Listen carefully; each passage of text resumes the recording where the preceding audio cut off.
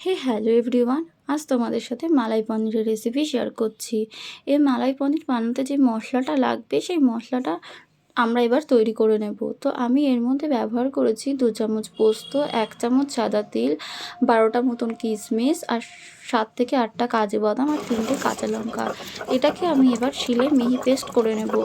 আচ্ছা, তোমরা কমেন্টে জানিও তো তোমাদের কাদের কাদের বাড়িতে এখনও শিলনোড়ার ব্যবহার হয়ে থাকে। আমাদের বাড়িতে কিন্তু মাঝে মধ্যে শিলনোড়ায় বাটনা আমরা বেটে থাকি।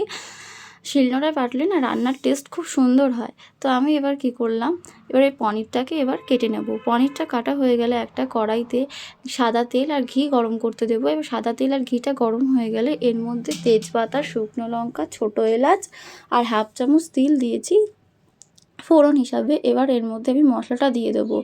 মশলাটা দিয়ে ভালো করে কষাবো আর এর মধ্যে নুন আর চিনি দিয়েছি আমি।